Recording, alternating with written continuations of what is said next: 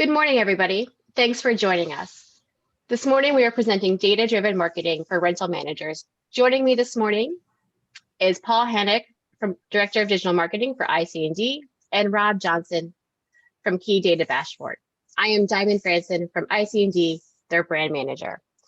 With me today, Paul Hanak, Director of Digital Marketing. Has a long history with data marketing and digital marketing. With a knack for creative web development, user experience, and in-depth hands-on approach to marketing, Paul brings his years of experience in SEO, PPC, social media, and email marketing to the table and applies his knowledge to the strategies of ICND's clientele.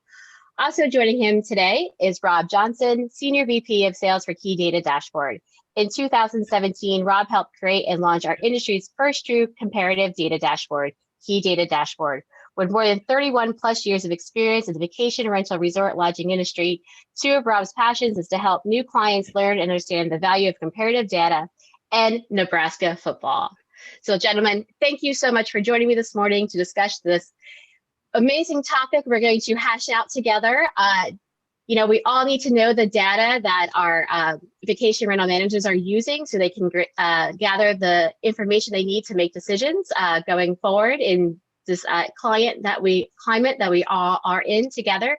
So with that, just some quick housekeeping for all the attendees on the call today. Please make sure you are in mute mode. We don't want to have any interruptions. All attendees will be receiving a recording of the webinar and the slides from today. After the webinar today, you will all be receiving an email with that information. And if you have any questions, please place them in the chat. I'll be asking our panelists all of your questions at the end of the webinar. So we'll be having all of the questions at the end. So thank you for joining us today. And with all of that, I will turn it over to Paul to kick us off with today's webinar. So Paul, thank you for joining me and the floor is yours. Cool. Thank you, Diamond. I appreciate it. Yeah, with advent of all these new technologies and the way the world's headed and the ability to collect data, we might as well start using it, right? It's been out there for a while. It's been in the news. Data privacy issues, stuff like that are coming to light now, but there's still so much we can do and really capitalize on it. So I'm Paul, as you know, and let's just get right into it. So, when we talk about data, we talk about where do we get that data? Now, there's always misconceptions. Our smart devices are listening to us, and they're serving us remarketing ads. There's just a lot going around. But where we look at our data is from the source, I guess you could say.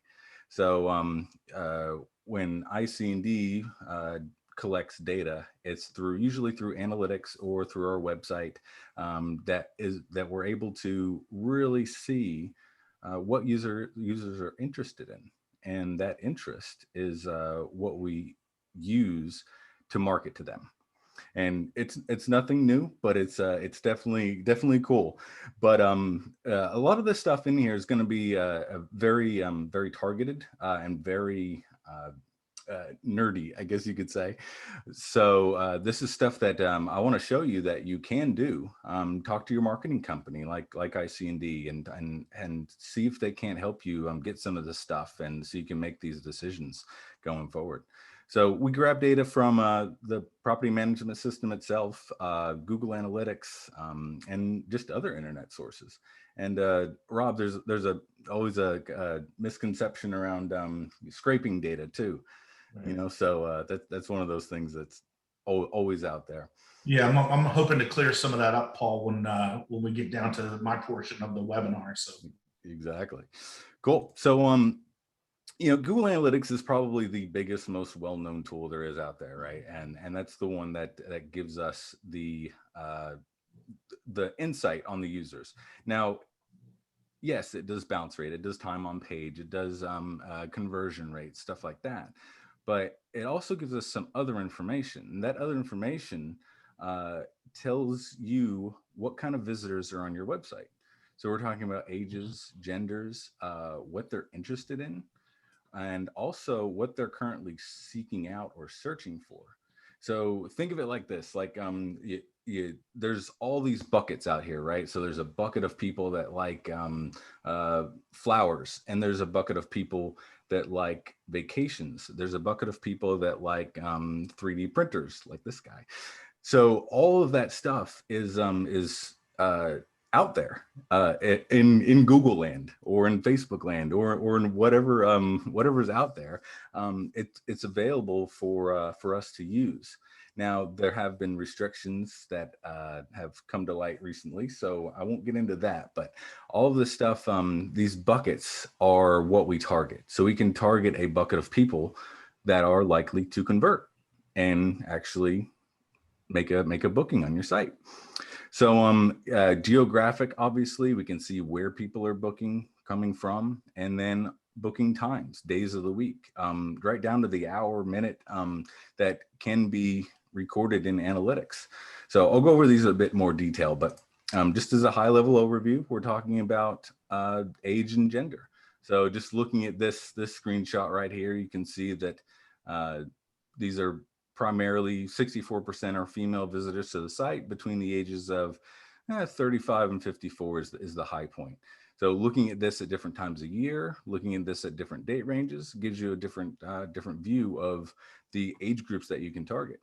Now, the question is, why don't I just target everybody? Well, you can if you have an unlimited budget. That's cool. But if you really want to narrow down your audience and target those that you specifically know will convert and save that money, then these are the ways that you can do that.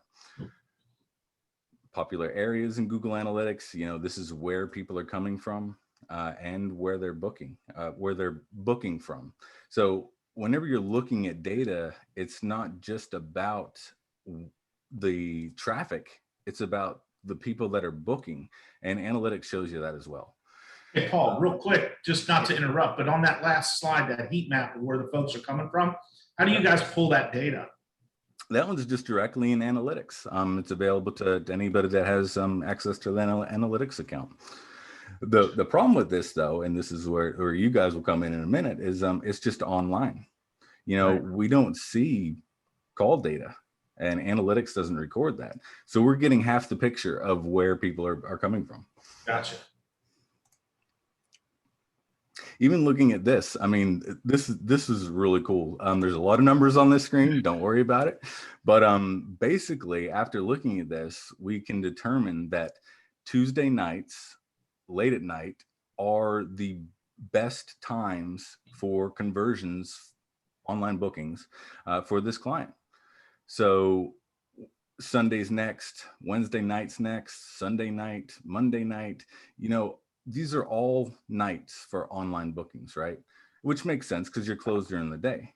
But I always recommend live chat at night if you have a staff member that could do that, because that live chat will help them actually cross over. If you're able to answer a simple, quick question for that client at night, then you're gonna have a much better conversion rate. So we've had clients implement that, and it has helped. They've been very happy with the rate success rate of that one.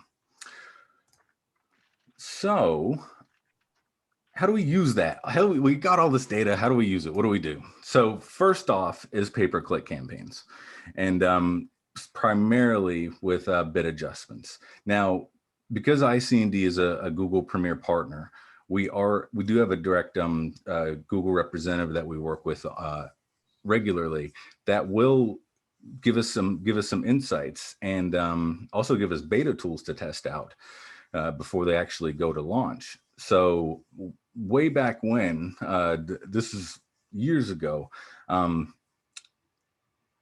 bid adjustments were huge, and they still are, and they should be utilized. Now, this is the important part, because looking at your data in analytics with your interest categories, your affinity categories, see what people are interested in. Now you can use that information and target those people specifically in your Google pay-per-click campaigns or with Facebook. But looking at this screenshot, I mean, we've got an avid investors, family focused, We're targeting hotels and accommodations, cooking enthusiasts, stuff like that. So you can actually see, the conversion rate of these types of guests, as well as we also have lists in here for everybody that's been on the site for more than 240 seconds. So we're able to actually bid more for these people, for your ad to show up, because we know that they're in your target market, your target audience. So again, increasing your conversion rate, getting you a good spend. Now you see 100% bid adjustment in there, and it's like, but there's a lot to it. It's not really 100% unless that's the extreme max. But that's all for your technical guys and people like IC need it to figure out for you. Like I said, though, with Facebook, you can also do the same targeting. You can target all those interest levels. So we're talking about, pet lovers and food fanatics and recipes, real estate investors. You can even target people. You can look here at the top. Prioritize delivery to people who may be planning to travel. That's pretty huge for us, right? I mean, that's a big market. And if we can narrow that down even more by location, by ages, by, whatever you can. And there's even interests for these big OTAs. So this ability to really target and hone in on that audience is key. And if you're not doing that, then you're missing the boat, and you're kind of doing the spray and pray pattern. That's the way that we all refer to it and are used to it. But this is really good stuff. Now, so Paul, I don't mean to interrupt you. Let's go back one slide. Yeah. Because as a marketer myself, I love target marketing, but there's a lot of questions in the chat that are popping up, and we've experienced, and I'm sure Rob has experienced these questions in the last several months. And this question's popping up here in the chat, and we've all experienced it. And I just want to direct this question here now while we're talking about some target marketing is, how much is the ISO 14 update and lack of data sharing associated with that going to affect marketers' abilities to track this data? And what can we do now on our end to kind of get out in front of that? It's a really good question. So it's still a bit up in the air between it's a technical third-party cookie versus first-party cookie kind of deal. Now, we will have less targeting options, most definitely, when this iOS comes out. And those of you that don't know about it, basically, it's Apple's going to come out with a pop-up on your screen when you're using certain apps or maybe websites, maybe not websites, but it's going to basically ask, do you want to share your data with this person? And it's going to be right front and center. So, having that yes or no choice is going to be a pretty big factor. And we are going to lose some data. Now, the big battle is between Facebook right now and Apple. We talked about this on our last podcast. If you want to go check it out, Vacation Rental Ninjas, it's on all the major platforms. So Vacation Rental Ninjas, go check that one out, last couple episodes. And we talk about this a little bit more, but as of right now, it's still a bit up in the air as far as how analytics and how Facebook are going to react to this and change up what they're doing and how they're able to track these things. So there are some things that they're suggesting we do as far as third-party additions and just different settings, stuff like that. Even YouTube has something out now for as far as that kind of tracking goes, but it's a bit in the hands of these bigger third parties at the moment until they figure out what's gonna work. Obviously, there's other services out there that are very expensive that can get data like this, and we know they're out there. But we're talking thousands and thousands of dollars a month for that kind of connection. So Paul, I have a few more questions, and I don't want to. We can hold these to the end, as I promised. I want Rob to have time to talk as well, because he has some amazing things to share as well. But we have a few more questions coming in specifically about this. This idea about target marketing and about Facebook rejecting target marketing, and also about the housing verticals that came out back in October, those new rules. So you want to say those to the end and we can tackle them later, or maybe offline, because I don't want to take away from all the awesomeness that Rob has to share with us today as well. So we'll tackle those questions at the end. All right, sounds good. Yeah, all right, perfect. Good stuff. Yeah, I was hoping actually to not get into the weeds on that one, because I know, right? Whole conversation. It's a whole but no, I'm glad you guys are asking about it. Yeah. Yeah, I'm glad you guys are asking about it. Love all that, right? Shows you're paying attention too. So good. Yeah, we'll talk about that at the end. All right. Oh yeah. So with SEO, back on track. This will be a short one, but when we're using the tools that we use, I mean, we subscribe to some pretty big name tools out there. SEMrush, Ahrefs, Raven tools. All of these have different purposes. They're good at one thing and not so good at another. And one of the first things that you do though, when you do any kind of SEO, is you look at keywords. And keywords are what people type into Google. That's all that's all that has to be. And let's take this one for example. When you look at keywords, you need to look at a few things. You need to look at the competition of that keyword. And there's a metric for that. It's not on the screenshot, but there's a metric for that. You need to look at just the SERP itself, whether or not it has a rich snippet or whether or not it has a map and all this stuff. But the biggest thing though is looking at the volume, the average number of monthly searches. So it's always surprising to me some of the keywords that we uncover whenever we're doing research. And this is a perfect example of recent ones. So large group vacation rentals has a volume of 480. Large family vacation rentals, large vacation home rentals, 320. But large vacation rentals that sleep 30 or more, and then large vacation rentals that sleep 20 or more, those are some hyper specific keywords. And that's because of phones and the way people are adapting to the way the internet works. They're able to type quickly or talk quickly and get what they want. So this prompts me to build a page dedicated to these keywords and work on that page. Make sure that answers the user's intent of what they're searching for. And if you can dominate that search, although it's a small amount of people that search for it, if you can dominate that, then you're going to have a very good conversion rate, because you're going to be the only one in the area that does that.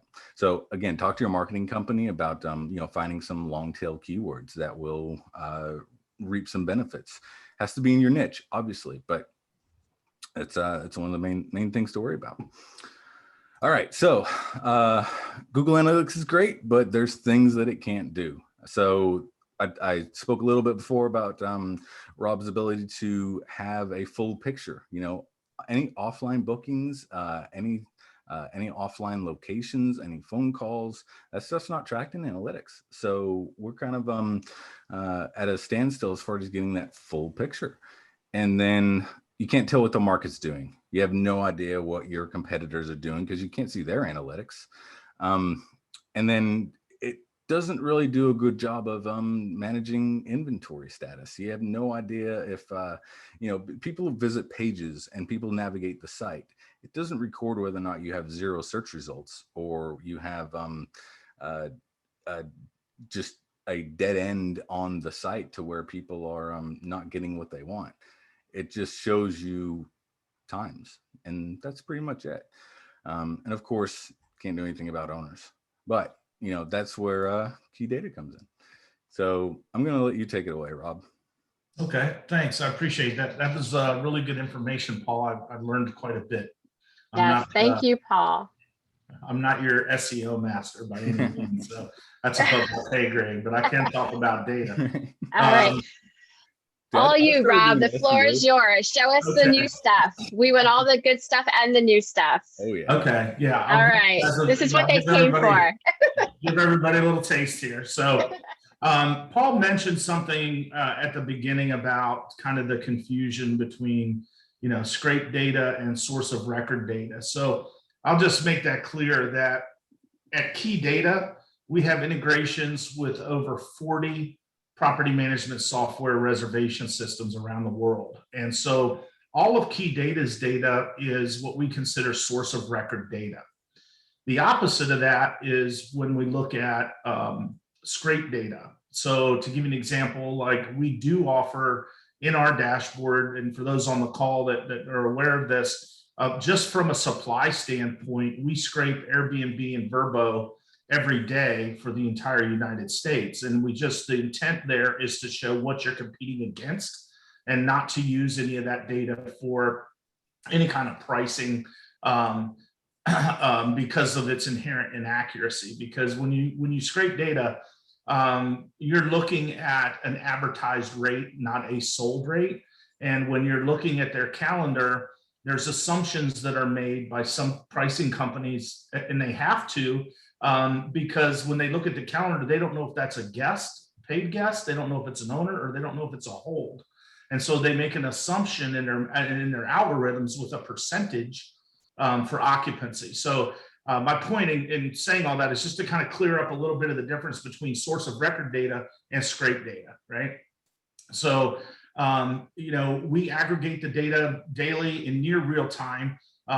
It depends on the software system that our clients are on, but typically anywhere from 4 times a day to a minimum of twice a day. And then we have a ton, I think it's 42 now, KPIs and visualizations for our clients to look at. And it's the ability to slice and dice your data that really makes the difference. And as to Paul's point, to kind of drill down to a deeper level and understand who's coming and staying with you and where they're from and so on. So that's a little bit on the data side. So Paul, if you'll advance me.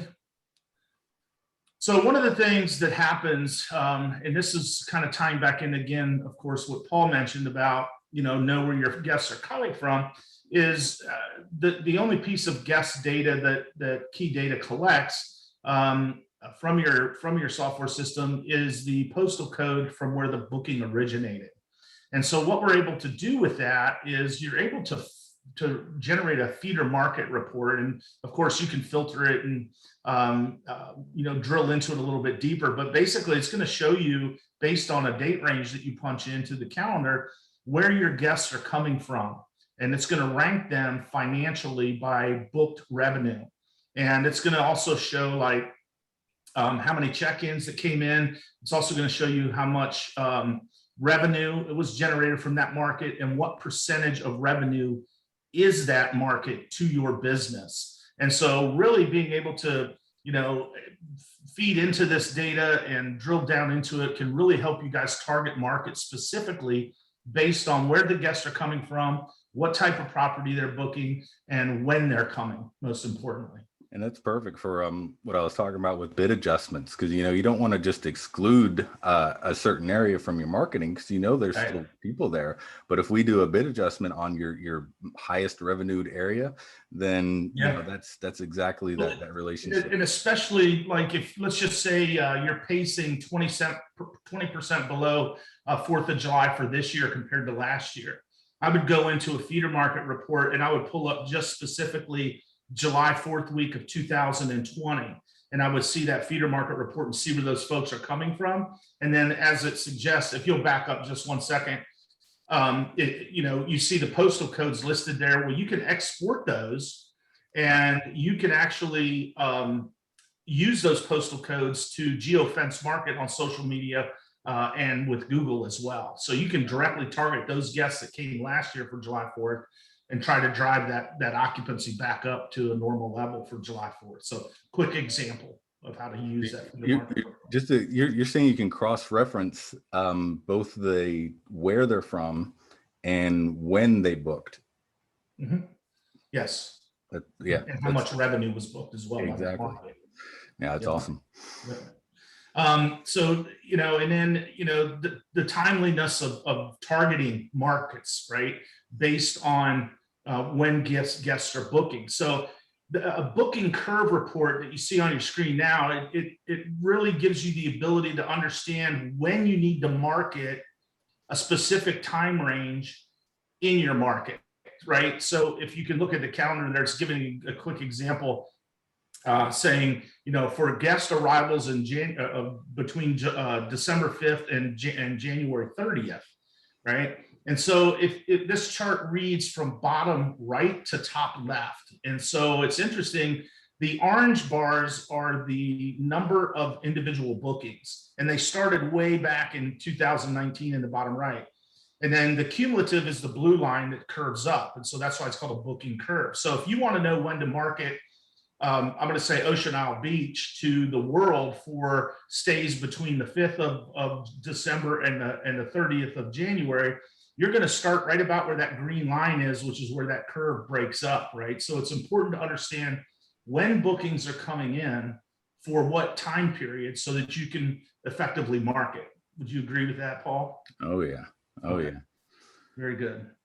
Okay, you can jump to the next slide. There we go. So, and then, again, when to fill those weeks, right? And so guest check-ins by booking date is important to understand. So in this example, you can instantly see which arrival dates are converting the most by, you select a booking date. So I'm just saying for bookings in the last 30 days, when are they arriving in the next 6 months? And you can see really close short booking window here for those first couple of weeks on the left there, and then throughout the next 6 months across the bottom when those bookings are arriving.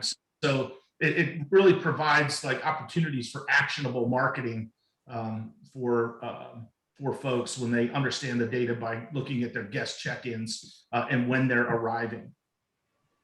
Yep.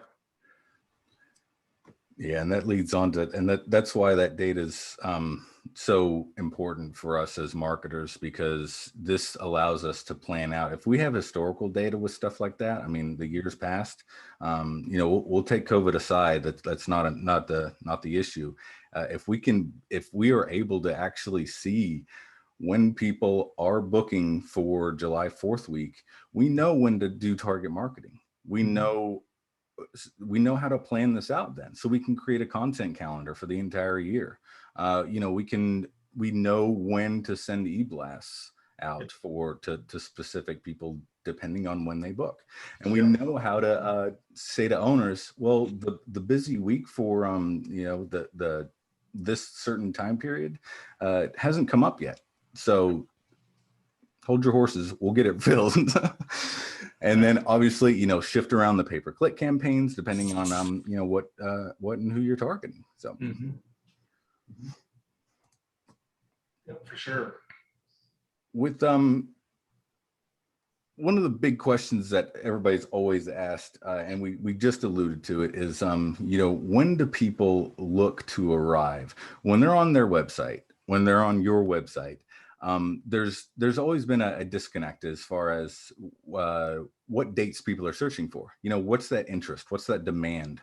And with analytics, we're able to do some special coding and actually push that data. We basically harvest it from the website and push it into analytics. And we're able to see using the your quick search bar what people are searching for and the dates that people are searching for.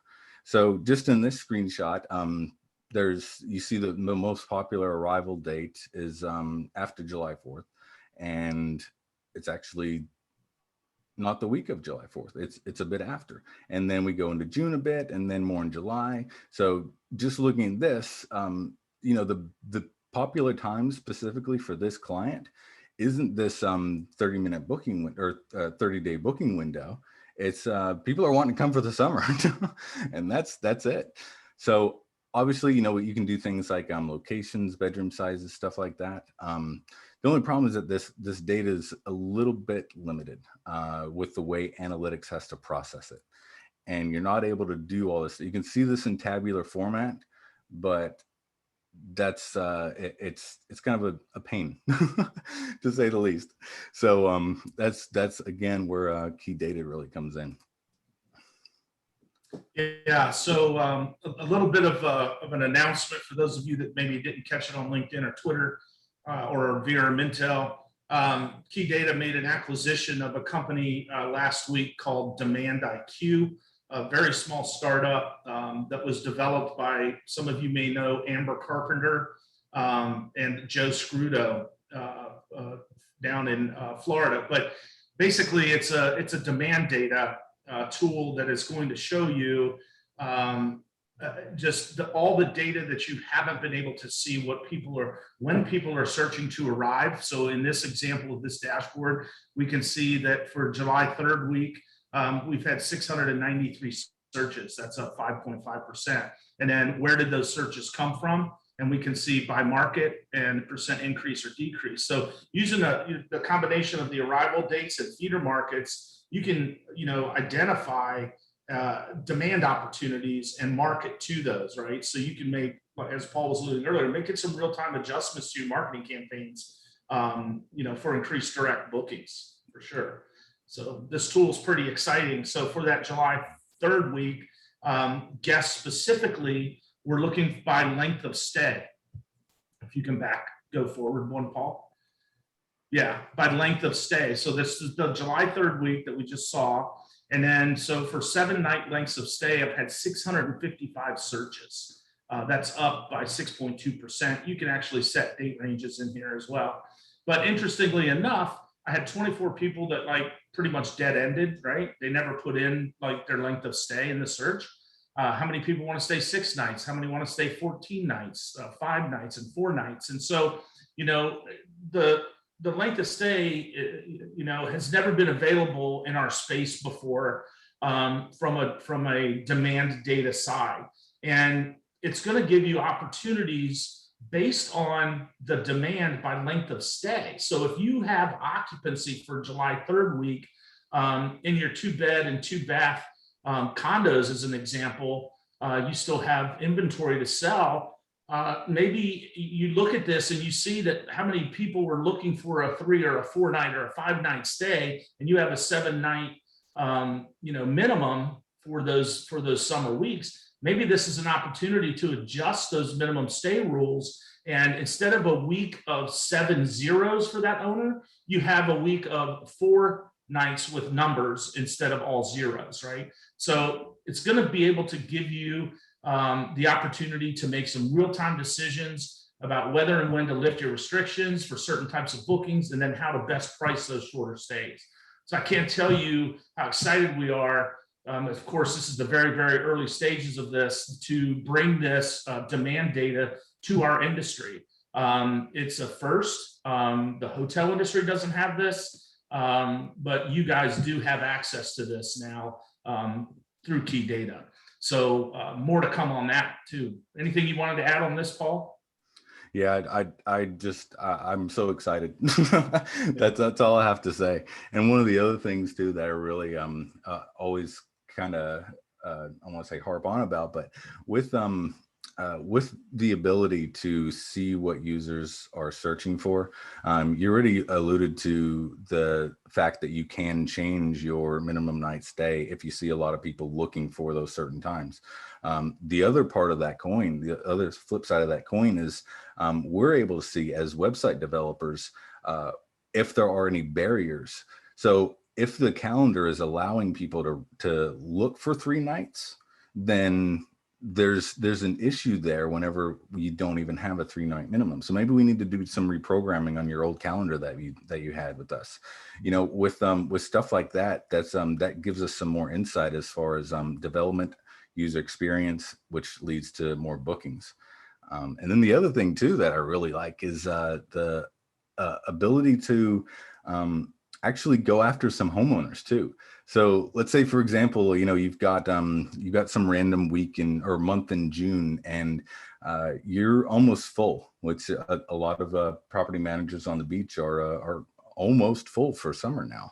So, with with having this data and the ability to go to a homeowner and say, hey, look, I had 6,000 searches on my website for these specific time periods, and I didn't have any inventory.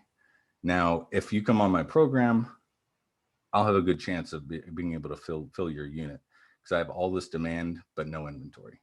So stuff like that, you can, finagle around and work with. Yeah, and you can get really specific with it too, with this DemandIQ product that we're going to launch. It's going to show you the week they're looking for, the length of stay, the type of property, the amenities that they're looking for as well. So I think you're right, dead on with that, Paul, for a biz dev opportunity to attract more owners and by bedroom size. Like if you see that you have 650 searches for 4 bedrooms for July 4th week, and you're sold out, man, I need some more 4-bedroom owners, right? Because I can obviously fill that demand.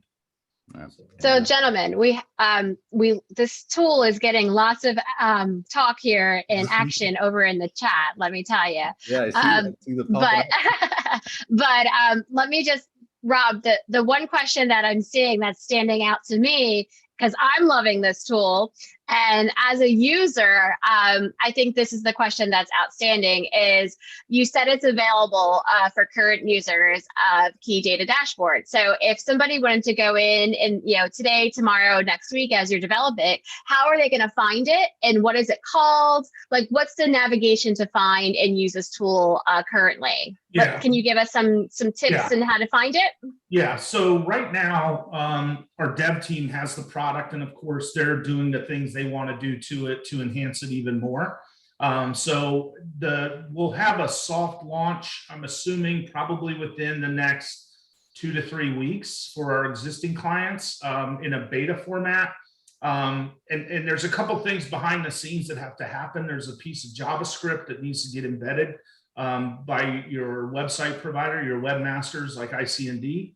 And once that's in place, then it's going to start collecting the data for you. So I would say that the product, we haven't rebranded it as of yet.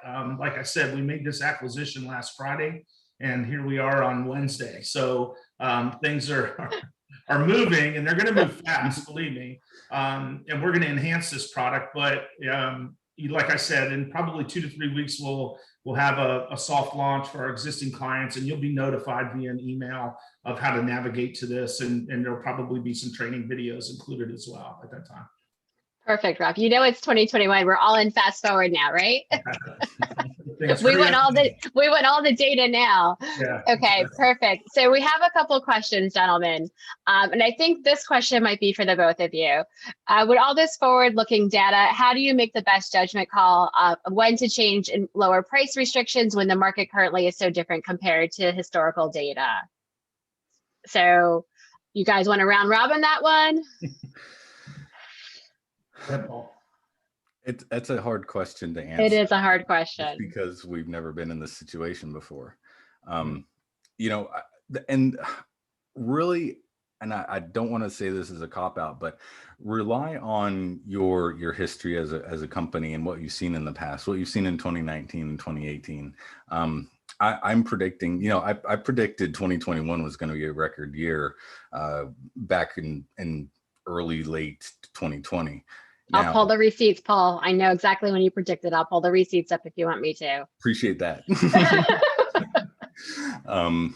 was on the podcast. Shameless plug again. Was. I'll pull the receipts.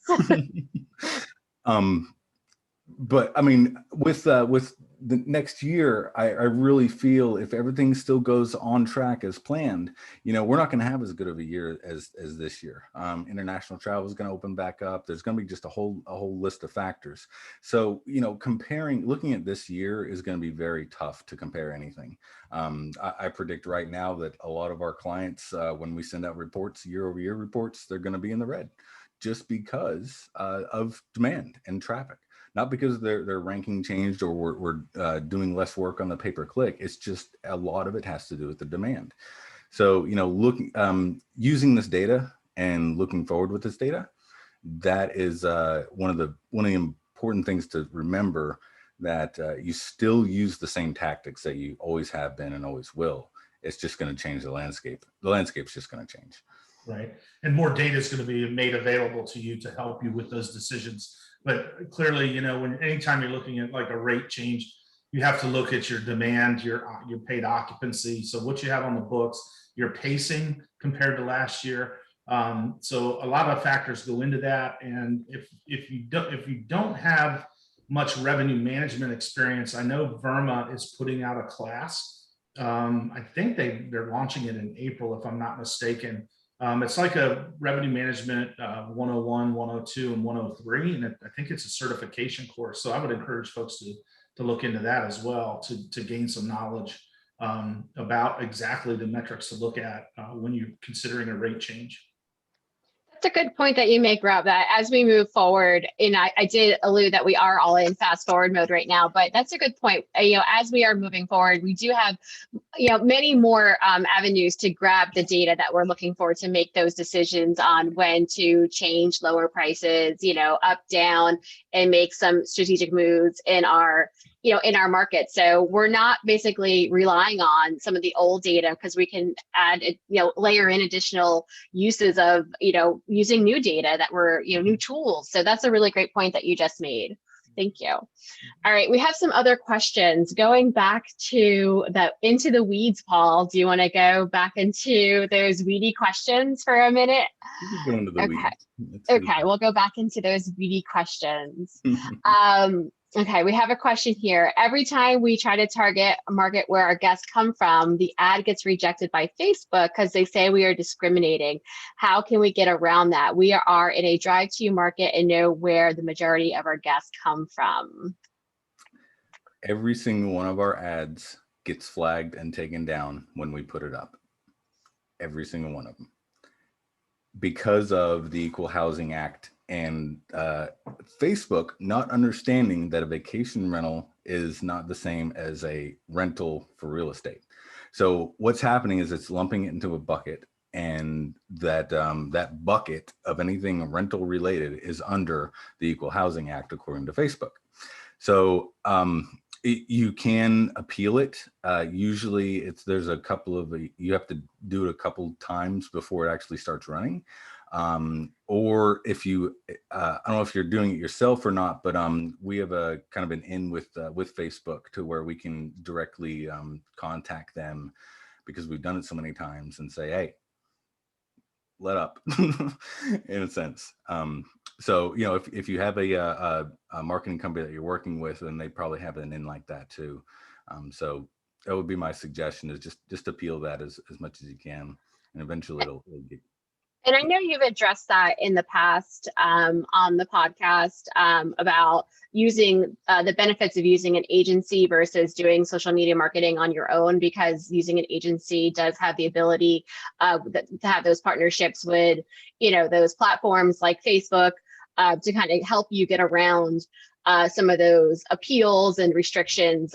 So that's a good point as well. And then I think this question kind of is similar question that came through here is what is the best way to create a targeted audience when you have a boosted ad that has housing policies attached to it?